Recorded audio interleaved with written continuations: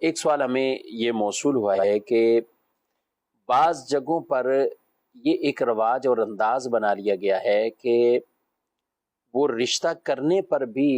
لڑکی والے وہ لڑکے والوں سے پیسوں کا مطالبہ کرتے ہیں۔ بعض برادریوں میں اور بعض خاص علاقوں میں اس طرح کے رواج وہ اب زیادہ ہوتے جا رہے ہیں۔ تو آپ کیا کہیں گے کہ رشتہ دینے کے اوپر اس طرح وہ ایکسٹرا کچھ پیسوں کا مطالبہ کر سکتے ہیں؟ لڑکی والوں کی طرف سے اپنی لڑکی کا رشتہ دینے کے وقت رقم کا مطالبہ کرنا،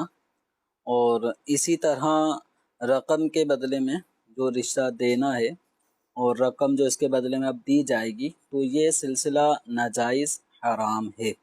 اور جو رقم دی جا رہی ہے وہ کوئی گفٹ نہیں ہے، وہ رشوت ہے، اور رشوت لینے والا رشوت دینے والا، یہ دونوں کے بارے میں احادیث کریمہ میں جہنم کی وعید ارشاد فرمائی گئی۔ یوں ہی نبی کریم صلی اللہ تعالیٰ علیہ وآلہ وسلم نے ان دونوں پہ لعنت فرمائی ہے، جیسے کہ حضرت سیدنا عبداللہ بن عمر رضی اللہ تعالیٰ عنہ سے مروی ہے، لعن رسول اللہ صلی اللہ علیہ وسلم الراشی والمرتشی۔ نبی کریم صلی اللہ تعالیٰ علیہ وسلم نے رشوت دینے والے اور رشوت لینے والے ان دونوں پہ لعنت فرمائی ہے۔ اور ایک اور حدیث مبارکہ جو مشکات المصابیح کے اندر ہے، اس میں فرمایا گیا کہ جس قوم میں بھی رشوت کا عمل لینے دینے کا ظاہر ہوگا تو وہ قوم اس پر رعب طاری کر دیا جائے گا۔ تو یعنی وہ قوم، وہ اشخاص کہ جو رشوت کا لین دین کرتے ہوں گے،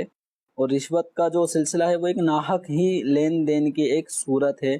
عقل باطل ہے، ناجائز مال کا کھانا ہے۔ تو اس کا نتیجہ یہ ہوتا ہے کہ آدمی کے دل میں یا ایسی قوم کے دل میں وہ دشمن کا رعب طاری کر دیا جاتا ہے، اور وہ دشمن کے رعب کی وجہ سے خوف زدہ ہی رہتی ہے۔ وہ جوش، جذبہ یا ہیبت جو دشمنوں پہ پہلے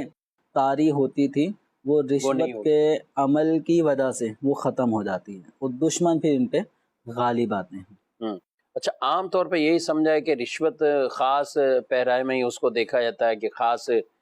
کسی شعبے، کسی ڈپارٹ کا نام لے دیا کہ بھئی یہ ہے، یا کچھ ادارے ایسے ہیں کہ وہ وہاں پہ ہی سلسلہ چلتا ہے، یعنی یہ رشتہ کرنے میں بھی اس کو باقاعدہ یہ رشوت کے احکام اس پر ہیں۔ اصل میں دیکھیں، جس چیز پر شریعت مطہرہ نے کوئی رقم، کوئی مال لینے دینے کو جائز رکھا ہے، جیسے ہم خرید و فروخت کرتے ہیں، تو خرید و فروخت میں جب کوئی چیز خریدی جائے گی تو اس کے عوض میں کچھ مال دیا جاتا ہے، جو عام طور پہ کرنسی ہوتی ہے، روپے پیسے ہوتے ہیں۔ تو اسی طرح اگر ہم کوئی جگہ کرائے پہ لیتے ہیں، دکان کرائے پہ لیتے ہیں، یا کوئی سروسز حاصل کرتے ہیں، تو اس کے اگینسٹ ہمیں کچھ نہ کچھ اس کا عوض دینا ہوتا ہے، طے شدہ، جو ایک معاوضہ جس کو ہم کرایہ کہیں، اجرت کہیں، تو یا فیس کہیں۔ لیکن نکاح کرنے کا جو معاملہ ہے کہ لڑکے والوں کی طرف سے لڑکی کو دیکھا گیا، پسند آنے کی صورت میں بات چیت آگے چلائی گئی، اس سے لڑکی والوں کو بھی لڑکے کے حوالے سے ایک اطمینان ہو گیا کہ ہمارے گھر کی بچی یا بہن بیٹی وہ اب اس گھر کا ایک حصہ اور ایک فرد بننے والی ہے۔ تو اس میں کہیں پر بھی اس رشتہ دینے لینے کا جو عمل ہے، اس میں کہیں پر بھی مال کا کانسیپٹ نہیں ہے۔ ہاں، نکاح ایک الگ چیز ہے۔ نکاح میں عورت کو یہ حق حاصل ہے کہ وہ نکاح میں اس کے لیے مہر طے کیا جاتا ہے، اور یہ مہر لڑکی کے جو سرپرست ہیں، اولیاء جن کو کہا جاتا ہے، ولی بھی جس کو کہا جاتا ہے، تو یہ لڑکی کا مہر مقرر کرتے ہیں، اور وہ مہر مثل سے کم نہ ہو۔ تو یہ تو ایک شریعت مطہرہ نے ہمیں یہ تعلیم ارشاد فرمائی ہے کہ نکاح کے لیے مہر کو واجب قرار دیا گیا ہے، اور یہ عورت کا حق ہے۔ اب یہ حق عورت کا ہے، لڑکی کے والد، لڑکی کا کوئی سرپرست، لڑکی کا کوئی بھائی،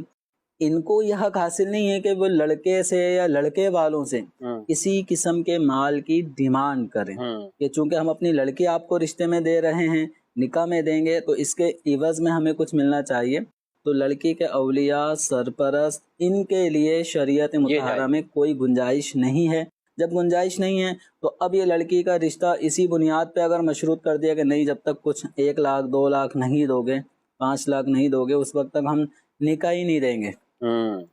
یا رخصتی ہی نہیں کریں گے. نکاح ہو گیا بالفرض اب رخصتی ہی نہیں دے رہے جب تک اتنے لاکھ روپے نہ دو تو علاوہ مہر شوہر پر کوئی ایسی چیز لازم نہیں ہوتی نان نفقہ وغیرہ یعنی یہ نکاح کے متعلق شادی کے بعد کے جو بھی. لیکن لڑکی کے والدین کو لڑکی کے بھائیوں کو سرپرستوں کا دولہے سے یا دولہے والوں سے کوئی چیز ایسی مانگنا کہ جب تک یہ رقم نہیں ہوگی ہم رشتہ ہی نہیں دیں گے یا رخصتی نہیں دیں گے تو یہ مال کا مطالبہ کرنا یہ رشوت ہے ناحق ہے. اور اس بنا پر دینے والا بھی اور لینے والا بھی یہ دونوں پہ رشوت کا لین دین کر رہے ہوتے ہیں. ٹھیک ہے.